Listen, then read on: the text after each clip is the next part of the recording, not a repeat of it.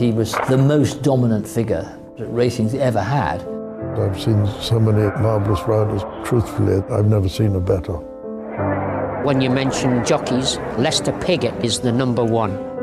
He got things out of horses, made horses do things I don't think anyone else could do. More than 4,500 winners. Classic victories in 34 countries, spanning an incredible 50 years. He was a sportsman renowned for his drive and fanatical determination in the relentless pursuit of racing success.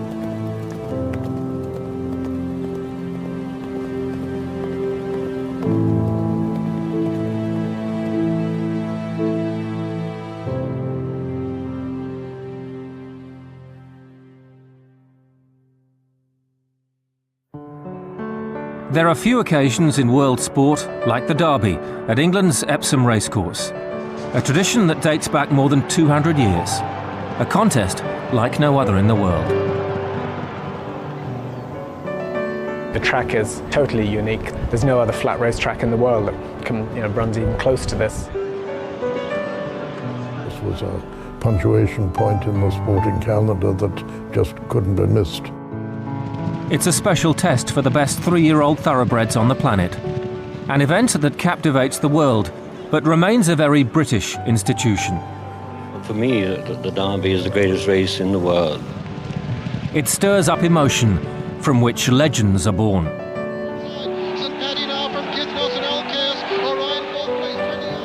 But one name more than any other will be linked with the Epsom Derby.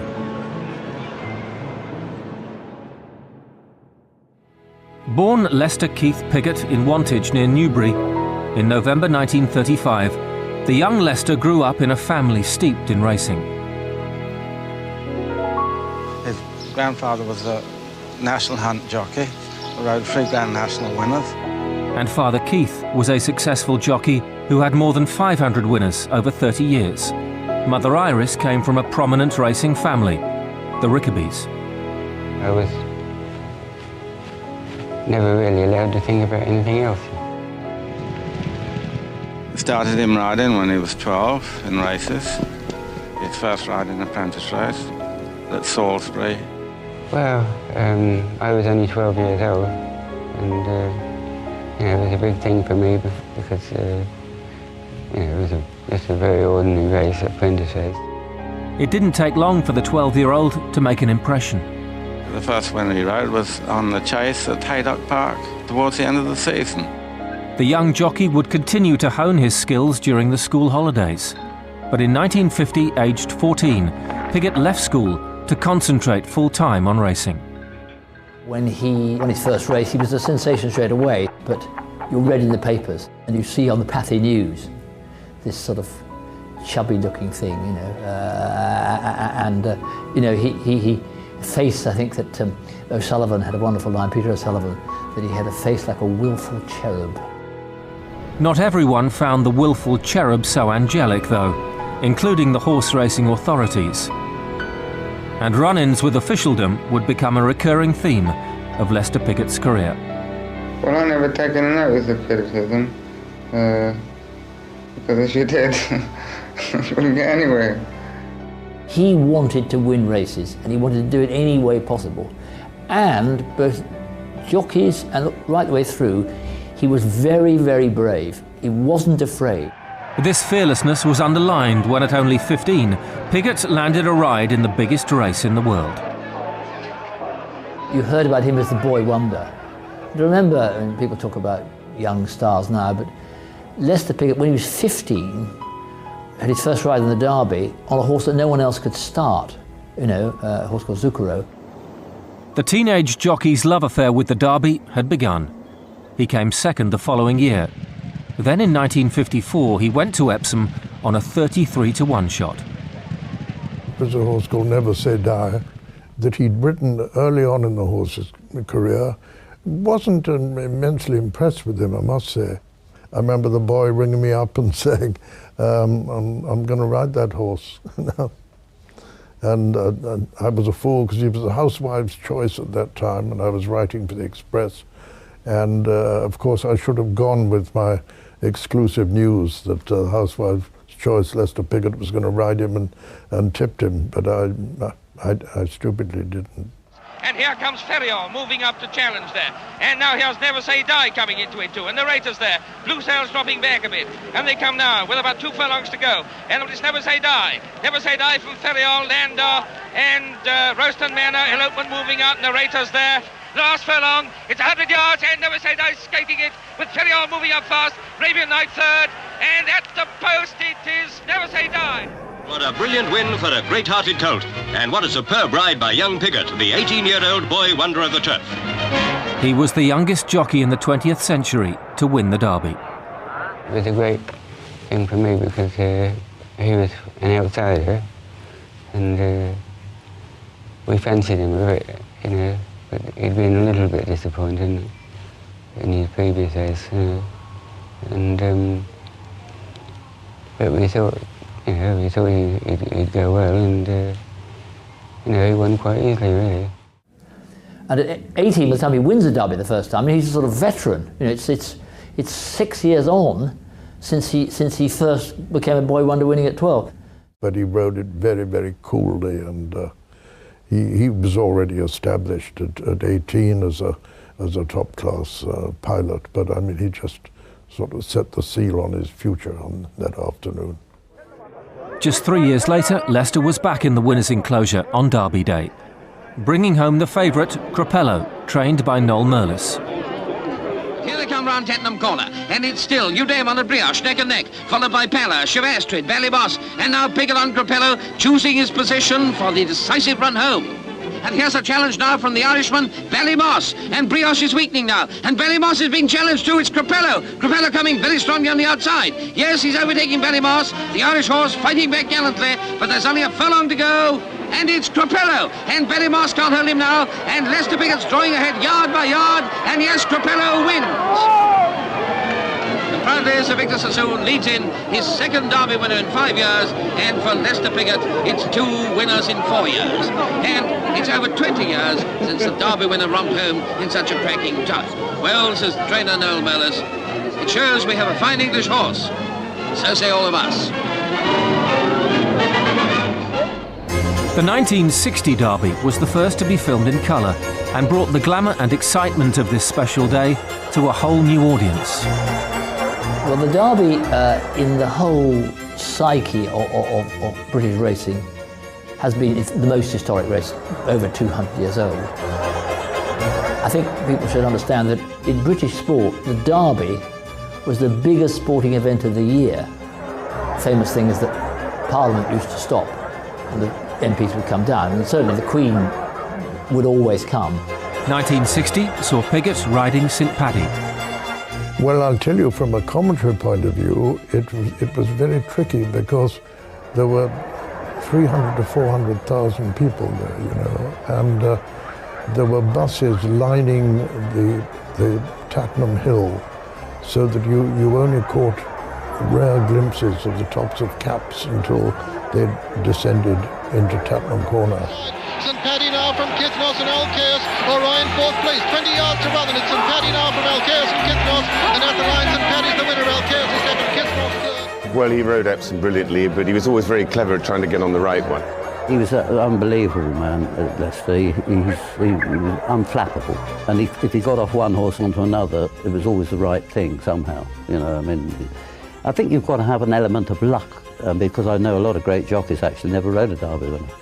And so you can get a horse that you think's going to win a Derby, and he either runs out of stamina or he's off colour on that day. It's a unique race, as I was saying. He always had them where he wanted them. They always wanted to be where he was, you know, handy, one off the rail, go when you want to. But he certainly knew how to get the job done. It's amusing that he became so popular, because in these media days, he's about the most media-unfriendly creature ever, you know, stood before a camera. I mean, it was difficult for him anyway, because he's hard of hearing, has slight speech impediments. I've always been a bit deaf, but over the years, you can overcome it, you know, you don't notice so much, you know, I did read a lot, but You know, if I'm looking at somebody in the face, I can always understand them. One man who Leicester understood, and who understood Leicester, was the legendary Irish trainer Vincent O'Brien. Based at Ballydoyle, County Tipperary, O'Brien established one of the greatest training establishments in the world. And for his best horses, he wanted the best jockey. Oh yeah, well, we had a great time together, you know, over a long time. They would have long talks and then long silences. It was rather like a Harold Pinter play sometimes being done. I think there was more said in the silences than was actually said in the dialogue. But they obviously, you know, the word genius is bandied around too cheaply, but in that case, two men who absolutely were. And to that extent, it was fascinating to be there. They would have disagreements. Some of the problems stem from Piggott's determination to stay freelance and ride for whoever he wanted in the big races. But usually he sided with the best Ballydoyle had to offer. There were always a little tension in the spring, but once the season was unfolded, certainly their relationship was unparalleled. Well, I thought he was the best, you know. There's been some great trainers, a lot of great trainers, but I always thought Vincent had that bit extra. And of course it was at Epsom that the partnership cemented its place as the best in the business. I reckon that I had a £5 advantage weight-wise with Leicester on board. And he had such a terrific nerve that he could go out there in the Derby and just sit on the horse's back as if we were sitting on a chair. 1968 saw Piggott on the great Sir Ivor. Sir Ivor was a horse who could accelerate like a Ferrari. It was absolutely amazing. Leicester Piggott coming with a great challenge towards the outside, but it's Connaught the leader. Connaught as they race up towards the line from Sir Ivor in second. Sir Ivor gaining on Connaught as they race towards the line. Sir Ivor's going to take it up and up the line. Sir Ivor's won the Derby. Connaught is second. Leicester just popped the question to him, and he flew, and he won quite cleverly and easily, really, in the end. There was a doubt about his stamina beforehand, which was why Leicester conserved him, but it was the cool way he did and the exceptional response of his partner that was fairly stunning. He was a great racehorse. And when you talk of legendary racehorses, few eclipse Nijinsky. Well, Nijinsky is a real racing machine. He's a horse that everybody dreams about. And we only see 2 or 3 in a lifetime, you know. He's a wonderful horse, you know. He can do anything, he can win any distance. Nobody knows why he's so good. He's a great big horse, terrific power. Nijinsky is the best horse I've ever ridden. Being pressed by Great War, then comes Nijinsky and then Stintino. They're racing up towards the furlong marker, and here comes Leicester Piggott on Nijinsky. It's Shear on the far side, Leicester Piggott on the near side of Nijinsky. Nijinsky coming to take it up from Shear and racing up towards the line. It's a miss for Leicester Piggott. Nijinsky's gone clear. Nijinsky's the winner, Shear is second, Stintino's third. After that victory, Nijinsky would become only the second horse since the First World War to win the elusive Triple Crown of the Derby, St Leger and 2,000 guineas. Not since Piggott and Nijinsky has racing seen a Triple Crown success. For Leicester, the victories kept coming. He was champion jockey 8 years in a row from 1964 to 71, by which time he was Britain's most popular jockey, a superstar in his own right. When I stopped riding and became a journalist, of all the things, the Evening Standard, who were doing a terrific sort of push of signing up teams and players and things. I mean, they had Monday was Blues Day for Chelsea, and then Tuesday was Gunners Day, I think, and then Wednesday was Spurs Day, and Thursday was Piggott Day. So in the Evening Standard, every week, there was a 1,000-word first-person piece purportedly by Leicester Piggott, written by me. Well, no, Leicester Piggott wouldn't say 1,000 words a month, let alone write 1,000 words a week. And it was a strange experience, but it was of course, for someone starting out in journalism to have to get alongside once a week the most charismatic and dominant figure the sport had ever seen, virtually, was unbelievable. Whatever Leicester said off the track, he let his riding do the talking on it, with his own style. The actual facts of what Leicester Piggott did, his best, nobody ever rolled a horse beneath him quite as perfectly as he did. He'd coil up above them and he'd roll the horse beneath him. I mean, some people sort of get behind and push them. He didn't do that. He got hold of the horse, he would coil it up like a drawing a bow, and he'd roll it beneath him. And no one's ever done that quite the same way as he did. I think probably of riders, no jockey knew more precisely what he had under him than Leicester. I remember him winning a race at Kempton one evening meeting and never moved on this horse of Jim Joel's for Noel Merlis. And I came up to him afterwards, I'd saddled it and he'd 1.5 length neck, good neck, and I said, "Oh, how much did you have left?" Nothing. He just sat there, just squeezing with his legs, squeezing the horse, getting everything out of it without moving. When he hit a horse, he didn't hurt him, he didn't mark him, because he hit him in the right stride and in the right place, you know. And it was significant that Vincent O'Brien, for whom he rode for many years, said that he'd never known a horse not eat up after being ridden by Leicester, you know. He had great empathy with them, great empathy. I've always thought the best image of him was the gunfighter. You know, because top flat racing is a gunfight, really, because you've got absolute split-second decisions. You've got to have someone very, very cool, very, very hard, and very, very instant. They've got to get into a dominant position, and they've got to move. And Leicester Piggott, more than anyone, knew when to make the move on Derby Day.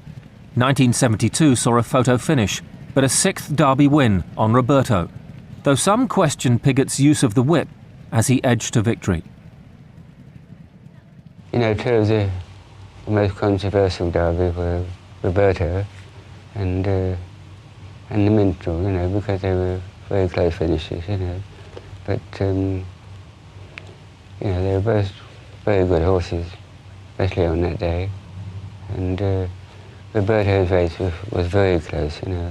I didn't really think they had won at the time, but anyway, I got the verdict, and but nobody was very pleased anyway. The public still loved him, and Piggott's popularity was mirrored by the respect in which he was held by owners and trainers, not just in Britain and Ireland, but all over the world. At his peak, he was travelling 350,000 miles a year by plane. Well, you know, internal travel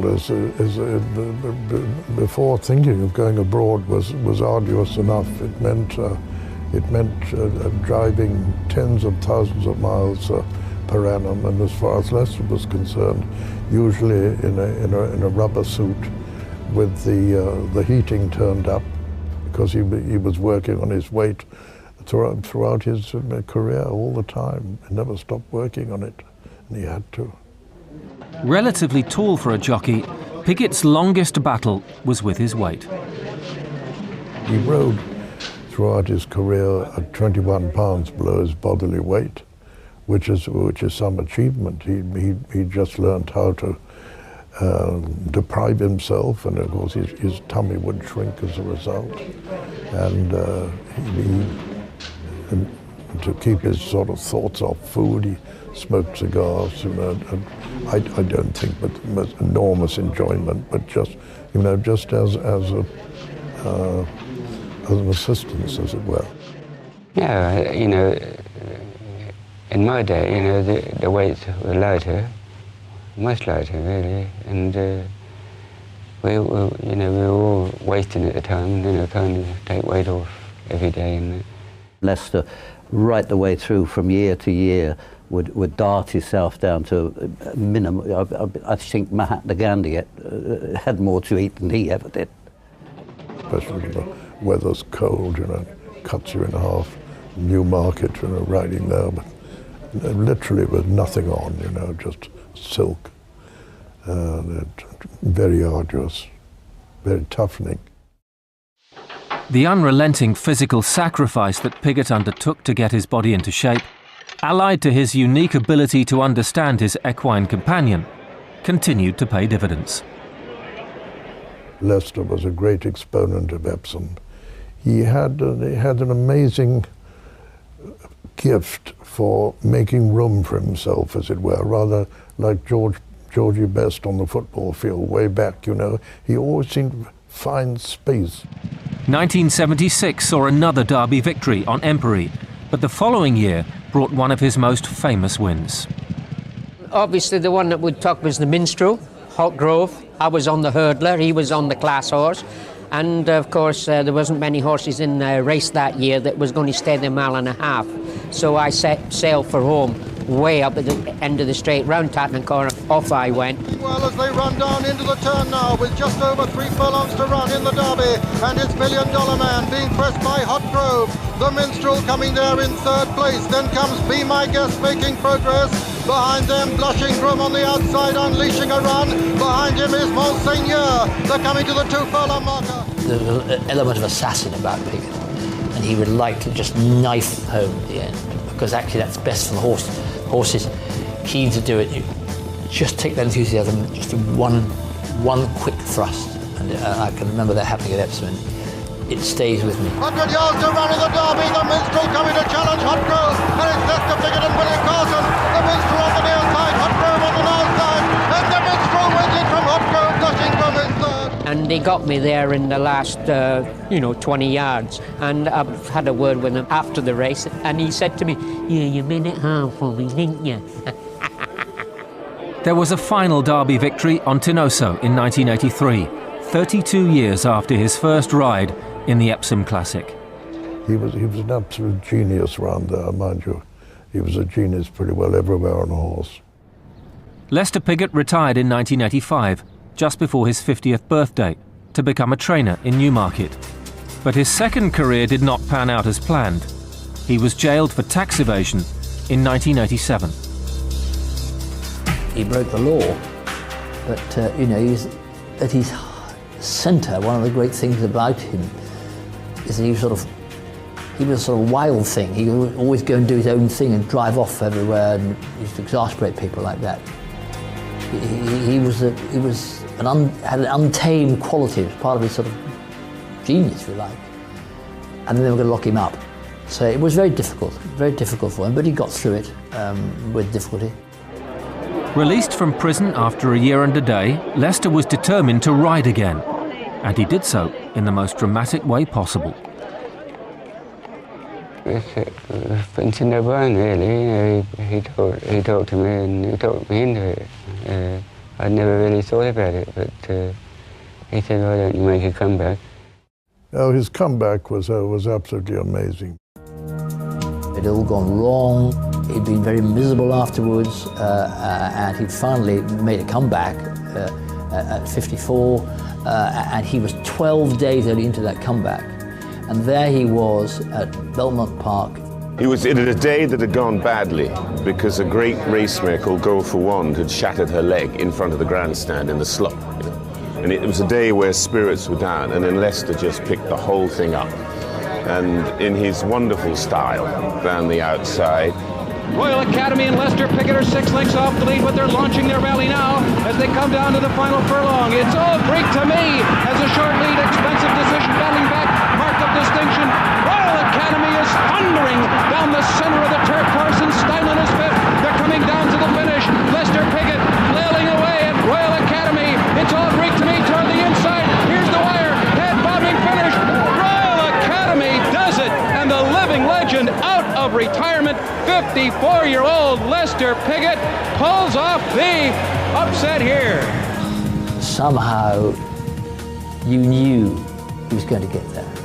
You could just sense he was going to get there, and in a way you just knew it was going to happen. And he slingshotted him home, and only if you look at the video, he only gets there in the last few yards, but he's always going to get there. He just picked the whole day up and threw it into the heavens. That was, but Lester could do that. And I'm not exaggerating at all. A cold day. I having seen him so many times, as he went past the line, the hair on the back of my head stuck up, because there was a ghost out there in New York. It couldn't have happened, and it had. And as he went away, it was just an extraordinary feeling. And you're thinking, well, sure I'm sort of alive. I mean, I've never, ever experienced something like that. He dominated his sport for decades. With a unique style and personality, Lester Piggott, horse racing legend. There's no doubt that his zest for it never faltered, and that is quite remarkable over so many decades.